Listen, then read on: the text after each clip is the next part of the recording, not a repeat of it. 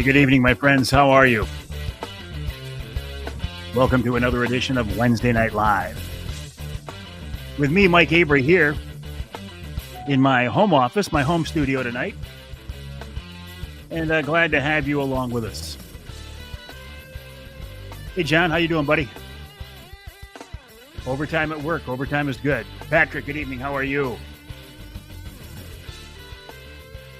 Appreciate you joining me once again on what was a beautiful day, wasn't it? Joe, Gene, Mike, Corey, some of our regular listeners along with us, and I do certainly appreciate it.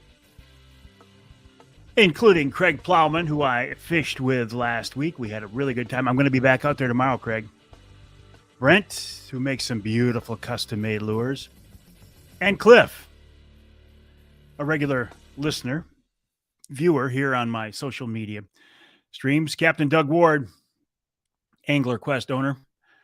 Doug, are you coming down July 22nd to Linwood Beach for the Angler Quest Owners Tournament? I will be fishing that, and I'll also be kind of emceeing the event. Kevin, Brian, good evening. How are you? Appreciate you joining us. How is the smoke from Canada down there? It's pretty bad up here in the UP. It's not too bad today, Jason, but in mid-Michigan yesterday, it was surprisingly bad. Isn't it crazy how far that stuff can travel? I mean, it looked foggy. There was so much smoke. Hey, Tony, did you get the good evening, Tony, by the way. Did you get the text I sent you? I was responding to your question with some pretty good info. And like I said, I will be out there tomorrow morning. I've got a group I've got to take. I've got a crew I got to take, and you know where I will be. Craig Plowman knows where I will be as well. Hey, Bernie, how you doing? You feeling better? Dennis, always a pleasure. Gene says they cut back on hours if you need somebody to fish with. Appreciate that, Gene. Oh, so what's going on? Hey, Brian, good evening. How are you? So what's going on? Boy, we're looking at 4th of July weekend, Independence Day weekend. Can you believe that it's almost July? Time is absolutely flying. Oh, did you get your Michigan Bear or your Michigan Elk tag? If you don't know and you applied, you can check online. Go to michigan.gov/DNR. Good evening, Bruce. Hello, Ed. Ed, you still can't get on the live streams from your Facebook page. Is that what I'm figuring out because you're coming in through YouTube? I am live, as always, on my Facebook page, on LinkedIn, on YouTube, and on Twitter. Still working on a way to get the streaming platform that I work with to play well with Instagram. Not having a lot of luck. Did I have all of the meat from my bear turned into brats? No, we did some burger and some brats. Mike says maybe July will have fewer northeast winds. Tom was unsuccessful. We're out. How are bear brats? They're outstanding. You put them on the grill, they're great. Kevin from Overdrive Outdoors, no tags for you, Cliff. The boat is running great. It is really, I'm very, very happy with that boat. Since we swapped out motors, that new Merc is my old Merc Accuray 300 horse Mercury is very, very, very, very quiet. Why are you blocked? I don't know. Hey, Tommy, we used your question today in the show that I recorded today for this weekend's Outdoor Magazine radio show for the Ask Avery segment when you asked about the logistics and a little behind the scenes look at how the DNR draws elk and bear tags. That's in the last segment of the second hour of this week's show. 20 years and counting, Patrick says. I will just about guarantee that there's nobody on here tonight who got an elk tag. A lot of you got bear tags. Almost nobody gets an elk tag. Let's talk about a couple. Let's talk. Can we just talk? Let's talk about a few things. On today's radio show, I turned 65 yesterday. And so as part of the introspection and retrospection, at the beginning of the show, I talked about some things that I've learned over the years. And I said that for the first time in my life, just recently, for the first time in my life, I can see a scenario where hunting and fishing are not embraced like they used to be, and maybe even not allowed in some areas. And if you are listening or watching this from the UP or somewhere like that, you think that's crazy, Avery. That can never happen. But if you're downstate, I bet you can get that, right? And so that's why one of the things I do is try to promote and encourage hunting and fishing and shooting and trapping and defend it when I can and talk about it every chance I get. And I like to work with organizations and groups and companies and people that do the same thing. One of those groups is called the Michigan Wildlife Council. I've been working with them for several years now. In fact, when I heard they were being formed, I went to the people around that group that were going to become the group and said, I want to work with you because I believe what they're doing is very, very important. They started a campaign called Here for Generations. Very self-explanatory, that the outdoor lifestyle should be indeed here for generations. And Nick Bougie is the chairman, the president of that group. I've had him on the radio show many times, but I want to bring him here on our live stream tonight to talk a little bit about what they're doing and why I believe we as hunters and anglers need to get behind this group, show them our support, and support what they're doing. Hey, Nick, good to see you. We usually don't see each other face to face. I'm usually listening to your voice, but it's nice to see you tonight. How are you? Good. Thanks for having me on. I appreciate it. Well, listen, I appreciate you being with us. Is your title officially, is it chairman? Yep. Chairman of the Michigan Wildlife Council. You've been chairman for a while now, right? I have. I can't talk any of my fellow council members into stepping up and taking over for me. Kevin Rod of Overdrive Outdoors says, hi, Nick. Hey, Kevin, how's it going? Let's talk about the group a little bit.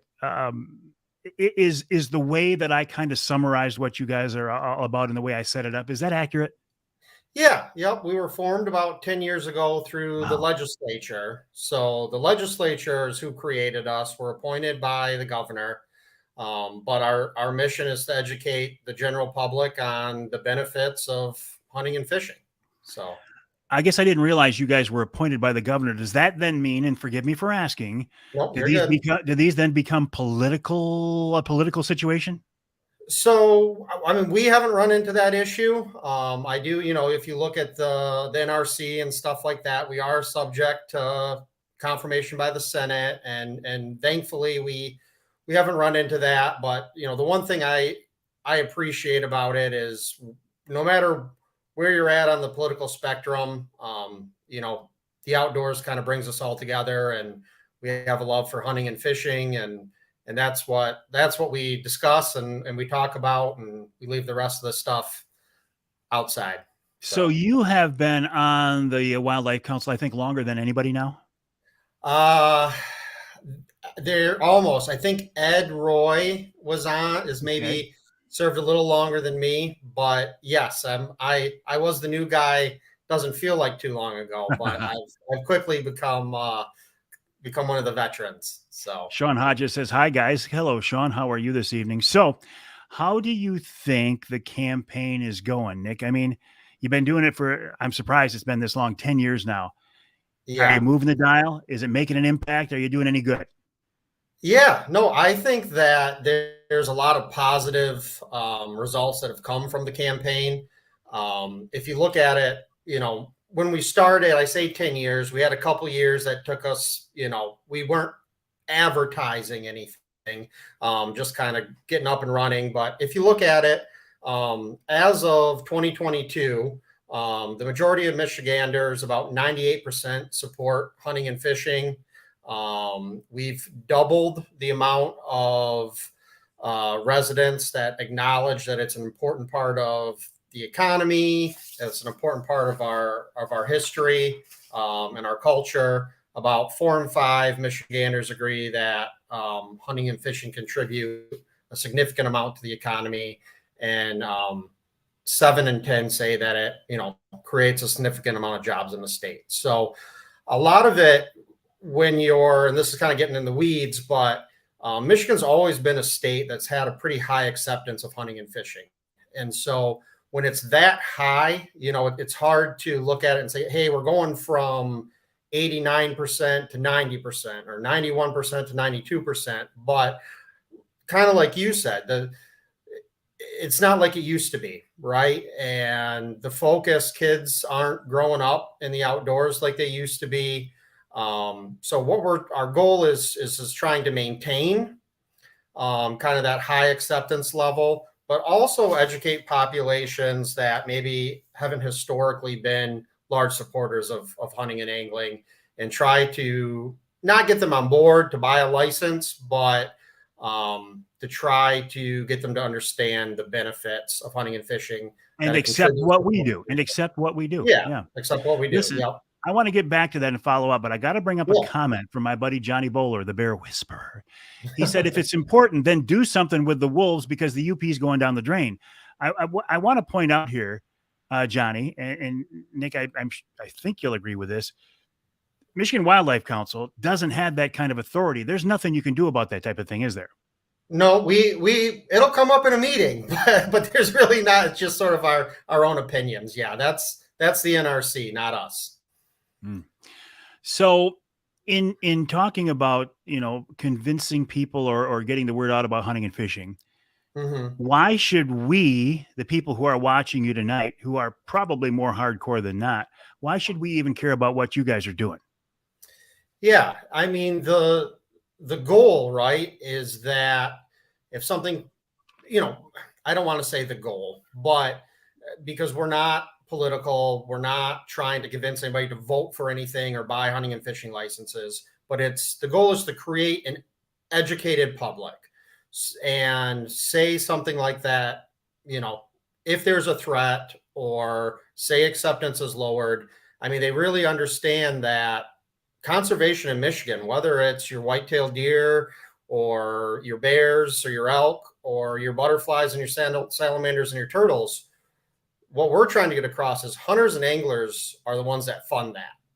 And the system may change in the future, but right now it's the most successful system in the world. And the majority of states in America, conservation is funded through the sale of license dollars, through hunting and fishing license sales. And so if you care about the outdoors, if you care about conservation, whether you hunt or fish, you should be supportive of hunting and fishing, because that's how we're getting dollars on the ground to do the work. Ed Bolanowski says, is there either a structure or funding to help introduce, is that supposed to be young folks in the cities, or you folks in the cities, to hunting and fishing? So I guess the question is, how are you doing this, Ed? How are you letting these people in the cities downstate know? Yeah. Young people. Okay. Young people. And is this campaign aimed at young people? So this year, specifically more than ever, 2023 is focused on, I would say, younger residents in Southeast Michigan. In the past, we focused maybe primarily on Black Michiganders. We've focused on Detroit and Grand Rapids and Flint. But this year, more than ever, we're focused on young Michiganders, women, in that Southeast, Macomb, Wayne, Oakland counties. I mean, it's where the majority of your licenses are sold, but it's obviously also, where a lot of the problems can come from as well. So what we do, or what we're doing, and we do have, we try to do those grassroots things where I know we've partnered with Jays and handed out fishing equipment. But it's also important to realize that the target isn't necessarily hunters and anglers. And so we've partnered with the Tigers. We've had events at Tigers games. We went to the Kite Festival and had a giant osprey kite that we were flying, and kind of talked about the success and comeback of osprey in Michigan.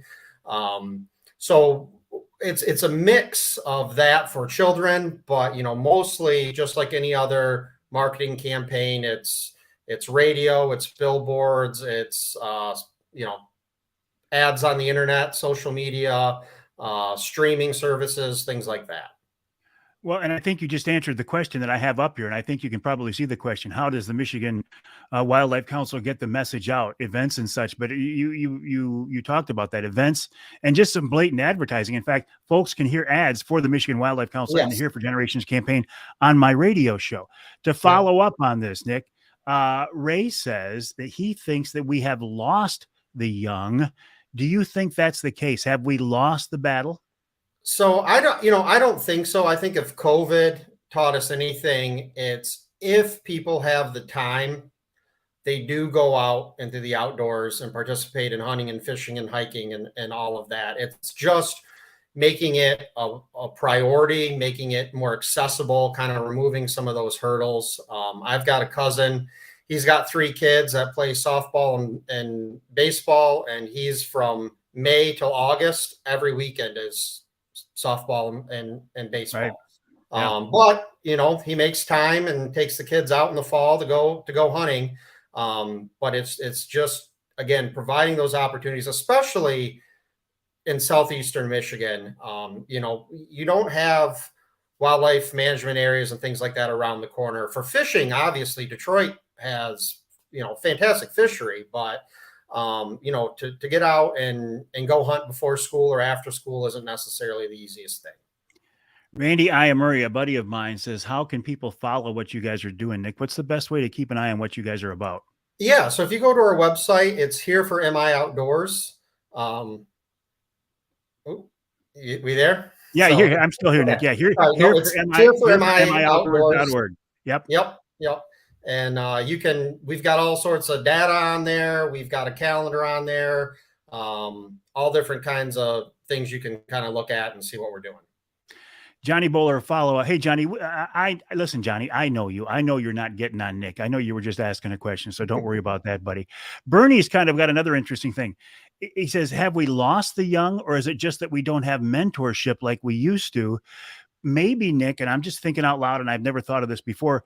Does it make sense to have part of the campaign be directed towards current hunters and anglers and encourage us to get out and reach different groups of people?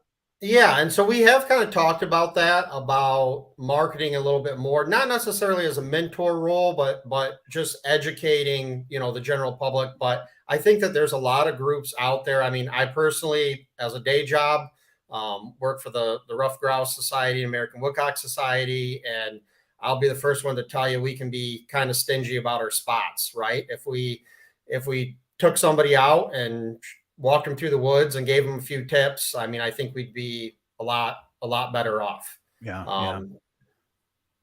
How are you guys funded? I think you mentioned it earlier, but I want to follow up. Where's this money coming from?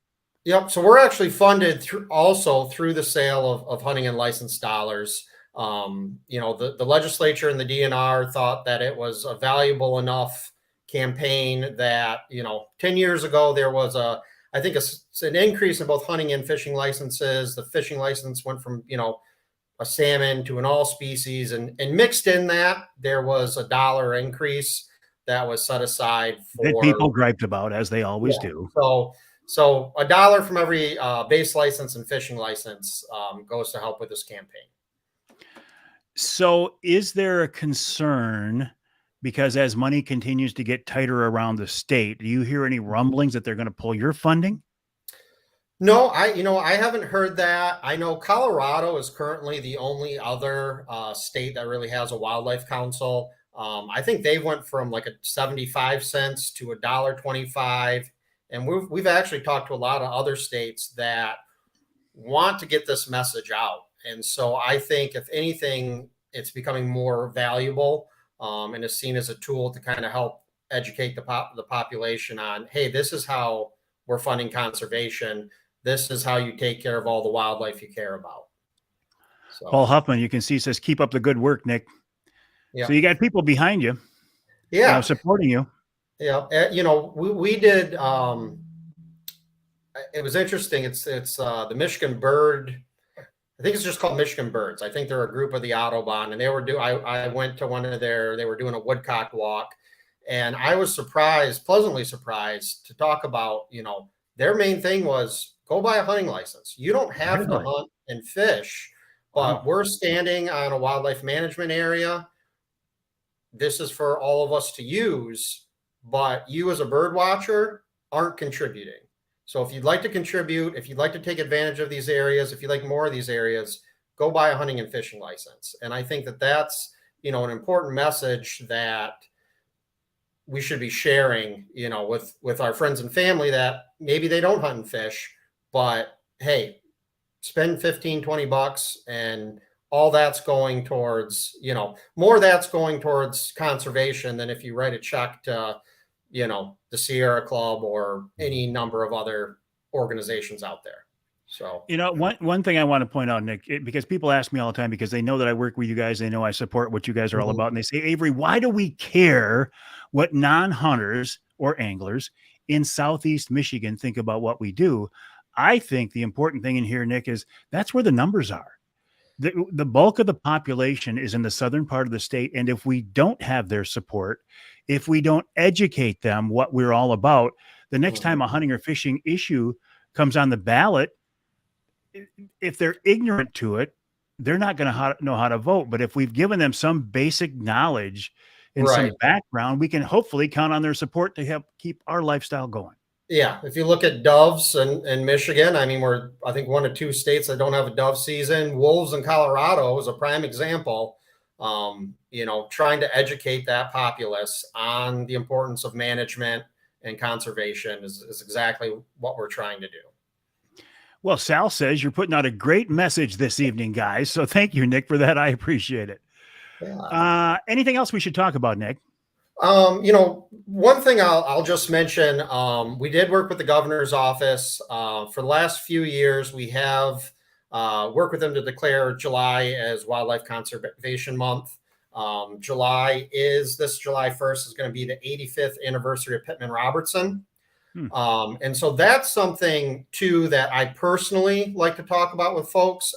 Our campaign, we don't talk about Pittman Robertson, Dingell Johnson, the $65 million we kind of throw out there, the 11.2 billion jobs, or 11.2 billion towards the economy. That's all directly from license sales here in Michigan. But I'm assuming the audience is at least vaguely familiar with Pittman Robertson and Dingell Johnson. Those license sales unlock quite a bit of money for the states. I think in 2020, it was 18 million in PR for Michigan and 11.5 in Dingell Johnson. So if you combine that with the 65 million license sales, you're almost $94 million that we've contributed and unlocked to go towards conservation in the state. I mean, that's a significant amount of money, and something that we should be proud of. So along with that, we kind of have a top 10 success we're going to announce in July and kind of talk about the top 10 conservation successes. Oh, come on. Give it to us now, Nick. Don't wait till then. Well, we've got a few. I'm not actually privy to all of them, but it's things like you're the boss. Of course you know. I know the Kirtland warbler, lake sturgeon. I think we're going to talk about elk, turkey, pheasants, things like that. But Kirtland warbler was recently delisted as an endangered species. I mean, we worked for a long time to make that happen. Same thing with wolves. I'm sure your audience doesn't have a problem talking about it, but they should have been delisted a number of years ago and managed just like we manage everything else, whether it's trees or elk or deer or bears or anything else. They all have a place on the ecosystem. We just have to make sure we're managing them properly. So Randy says, what can we do to help you guys? And maybe Bernie answered that question by saying Bernie doesn't fish anymore, but he still buys a license. Yeah. Yep. No, our biggest goal, and we say it's not really to sell hunting and fishing licenses, although I'm not going to tell anybody not to do it, but it's just sharing that message. A lot of hunters and anglers don't even know what their money is going to. And it really is that message that hunting and fishing license sales is really the only money in the state of Michigan that is going towards conservation work. So if you want to be a conservationist, if you want to contribute to those habitat projects and the well-being and sustainability of our wildlife, buy a hunting and fishing license and tell everybody to buy a hunting and fishing license. Nick, I think that's a great comment and a great way to end our conversation. I appreciate your time tonight. I would encourage people to go to the website here for mioutdoors.org, here for mioutdoors.org. Check out the Facebook page and Instagram feed as well. And Nick, we'll get you back on the radio show soon to talk about this and a lot more too, if you're open to it. Sounds good. Always. Thank you. All right, Nick, have a good night, buddy. We'll talk to you later. You too. Bye. Bye. All right, that was Nick Bougie of the Michigan Wildlife Council here for mioutdoors.org, here for mioutdoors.org, a group that I really strongly support. I back these guys and gals completely. And Nick or somebody from Michigan Wildlife Council is on the radio show every so often. Okay, Johnny says he's glad we went to an all species license, a fishing license. You know why that is, Johnny? Because you want to come down to Saginaw Bay and catch some walleye, isn't it? I know what that's about. Johnny Bowler is on the radio show this week. Let me tell you who else is on the show. We kick off the show talking with, I got to find my list. Ron St. Louis of Northern Wilderness Bear Outfitters in Ontario. He's talking about the option of bear hunting in Ontario if you didn't get a Michigan tag. Then Kevin Mist from Boning Archery. They've been a leader in the archery industry for 75 years. In our second hour, Johnny Bowler, who's on with us right now, the Bear Whisperer, talks about bear hunting in Michigan, the science and the art and the work of baiting bears, and what you should look for in a bear hunting guide. Is that next weekend already, Ross? It sure is. That's coming up soon. I am so excited. Because fishing's been pretty good. Also in the second hour, Paul Rogers, not the Paul Rogers from Bad Company of the 70s, but Paul Rogers of the DNR today talks about wildfire damage here in Michigan. It seems like pretty good timing, right? Since much of the state yesterday was covered in smoke from the Quebec wildfires. We've had wildfires in the northern part of our state, and it's been incredibly dry. And even though we got some rain, some parts of the state, we're still in drought conditions. Oh, this is funny. Mark Halston, who knows Johnny, says science and art in the same breath with Johnny Bowler. He can't believe it. Rob says, did the DNR Council, which is the NRC, Natural Resources Commission, remove the bait ban in the lower peninsula for deer this year, or did I misconstrue what they were saying? You misconstrued it, Rob. And I'll tell you this because I've been told this from people at the highest levels. Do not look for baiting for whitetails in the lower peninsula to come back anytime in the foreseeable future. They are not even remotely interested. It's not even on the radar screen.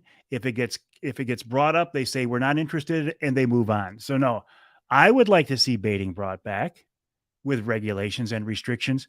It ain't going to happen.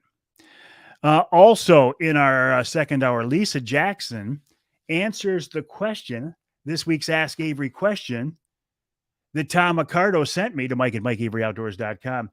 He says, hey, Mike, I wanted to see if we can talk a little bit more about how the point system works for Michigan bear and elk. I've heard reports of people with different amounts of points getting tags. Just curious to know exactly how the DNR draws names for these lucky individuals.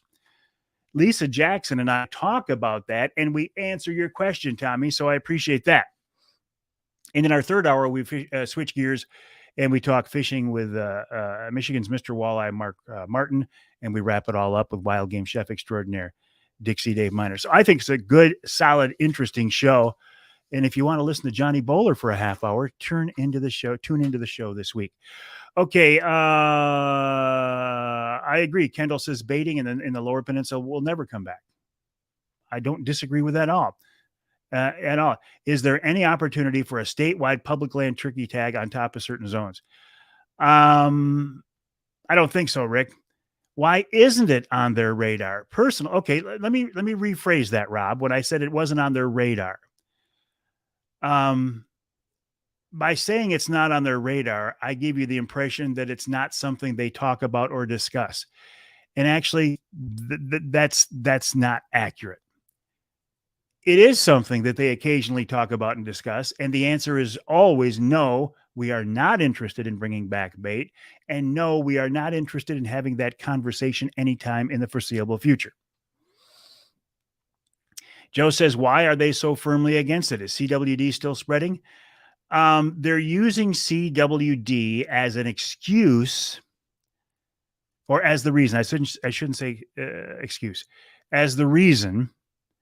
And they say CWD, if we would allow baiting, CWD would likely spread more quickly. Good evening, Dan. How are you? Mike Sills, the Michigan Outdoorsman, just posted your pictures. Food plots have taken the place of baiting. Yes, for people who have the land to do it and the means to do it. Absolutely. Food plots are great. I know Vance, and Vance would know this. It makes zero sense that Vance can plant a food plot in the woods with sugar beets, but a guy who doesn't have access to that same land or equipment can't throw a bag of beets out. That's exactly right, Vance. I can't argue with that. I don't disagree with it. Jim says, hello, Mike. I'm late. He's drinking margaritas for his birthday. Well, since my birthday was yesterday, as soon as I'm done, I will fill this roughly to the bottom of the RMEF logo with Maker's Mark and fill the rest with ice and Crystal Light, and I will belatedly celebrate my birthday. So, Jim, happy birthday to you. How are things in Tennessee? Hey, Linda, always a pleasure. Doesn't matter what time you join us. I appreciate the fact that you are here. Eric is looking for a bear guide in the Gwinn area for 2 hunters. Anybody have a suggestion? The Gwinn area for 2 hunters. I don't know any guides in the Gwinn area, Eric, so I can't help you out, but I bet somebody else here can. Johnny, anybody in the Gwinn area you can recommend? Ooh, Randy says your skinny water didn't produce today. That's not what I want to hear, Randy, because I'm fishing in there tomorrow. Tony, are you still here?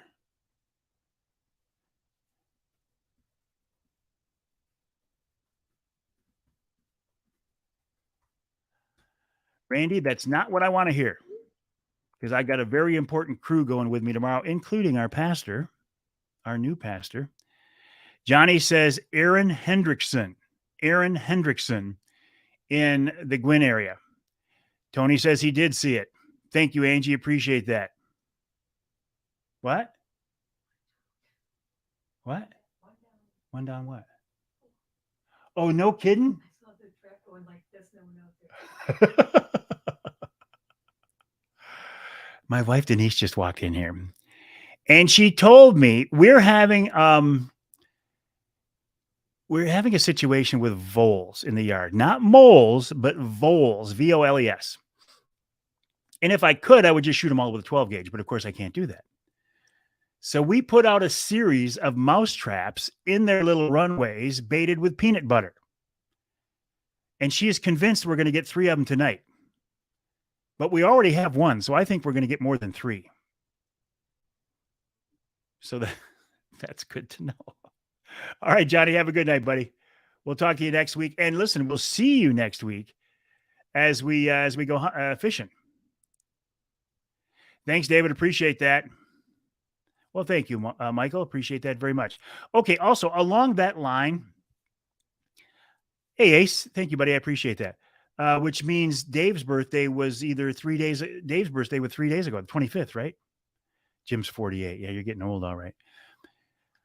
As part of a birthday retrospective, I talked about some things that I've learned in the outdoors on this week's radio show. Such things as don't leave fish to find fish. Meaning if you're on a spot and you're getting fish, and even if it slows down, if you're still getting fish, stay there and work those fish over and just change your presentation. Don't pick up and run to a different spot because your buddy says he's getting fish. Why would you leave the fish you're on to go take a chance of finding fish somewhere else? Number 1.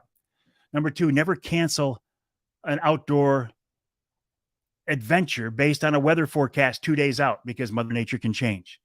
If you get up that morning and it's blowing like crazy or it's storming like crazy, okay, but not 2 days in advance. Enjoy the experience, not the harvest. Well, that happens to be what we put out there too, Cliff. We got some of that out there along with the mouse traps. Enjoy the experience, not the harvest. You don't have to shoot something or catch something to have a good adventure, a good experience. Please don't rely too much on technology, which is hard for me to say that because I'm a tech geek. I love technology. I love all the electronic gizmos and gadgets. Don't get to the point where you rely on those and you're watching a screen more than you're watching the world around you. Pass down the knowledge that you have. No matter what stage in life you are at, you have knowledge, you have experience, you have some wisdom. Share that with others. Ask questions.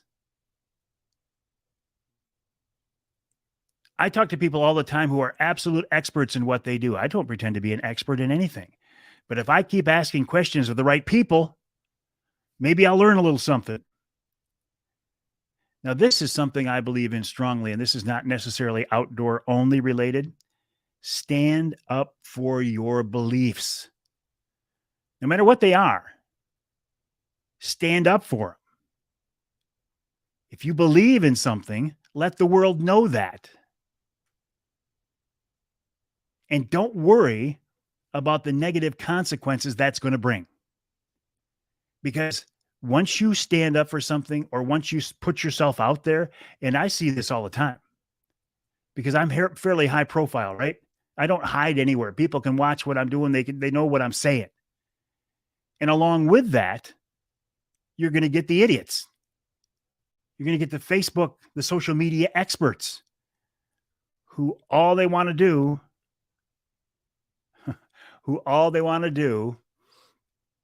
is knock down people. So don't worry about it. There's one thing I've learned is I don't care a lot what people think anymore. Don't worry about the negative stuff. You bring up crawlers, Bernie. That's an interesting question. Interesting comment.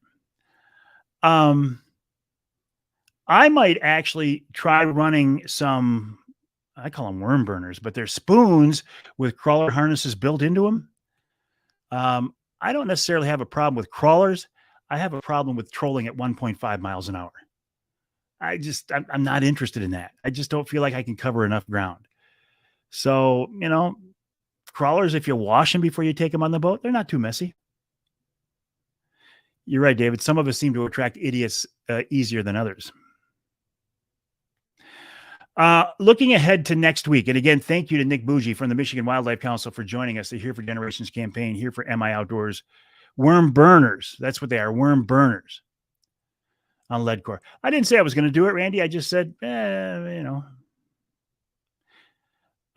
we caught fish skinny my last few trips on flicker shads, flicker minnows, and even a Hottentot. I love fishing skinny water because it's easy. Your baits are behind the boards 20 feet to 60 feet at the most. It's easy fishing. But I had to have a backup spot because, as Randy told me, my skinny water is dead this morning. What if I go out there tomorrow with a crew and we can't get fish? I got to go deep. I don't want to, but I have to. So we went out the other day and caught fish, a quick 2-man limit on spoons behind 2 colors of lead and 3 colors of lead. So if I have to do that tomorrow, I will. You're right, Bernie. Old age gives you that. I don't care what people think. It's exactly right. Ross, you know exactly which one I'm talking about. Purple with a chartreuse green ladderback.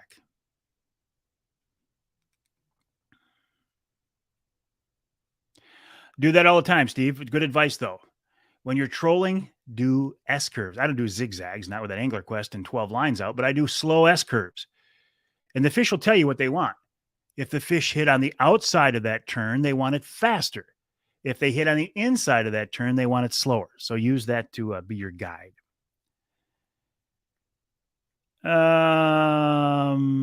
Next week, 1 week from now, this exact time, our Wednesday night live will be live on Saginaw Bay, hopefully, if Mother Nature cooperates. I will be out there with Mr. Angler Quest himself, Brad Dupuis. We will be on his Angler Quest, walleye fishing with spoons out of the Linwood Beach Marina. Our special guest will be Nick DeShano of Offshore Tackle. So I'm going to get to fish with Nick DeShano of Offshore and Brad Dupuy of AnglerQuest. And I'm going to take you along on the trip with us. We will go live at 7 o'clock on my Facebook page, my LinkedIn page, YouTube, and Twitter as well. Now, if you were with me last week, you notice I had some technical problems. I've got those resolved. I know what caused the problem. I can avoid it next week, and I'm looking forward to it. And I hope you can join me. It's going to be a lot of fun. All right. I think that's going to wrap it up for tonight, because I'm going to be fishing in the morning and there's a few things I got to get ready yet. And in addition, I got to put little makers in here and have a little laid back, subtle, low key celebration tonight. My email address is mike@mikeaveryoutdoors.com. That's mike@mikeaveryoutdoors.com. My website is mikeaveryoutdoors.com. I would encourage you to check out that website, and I would encourage you to send me an email to mike@mikeaveryoutdoors.com. You know what this music means? It means it's time to wrap up this edition of Wednesday Night Live. I appreciate you joining me. And special thanks to Nick Bougie of the Michigan Wildlife Council and their Here for Generations campaign. The website hereformioutdoors.org, hereformioutdoors.org. Have a great long holiday weekend. Hope you get a chance to get out fishing, get out in the woods, whatever you want to do. Be safe, have fun, and thanks for joining me on this edition of Wednesday Night Live.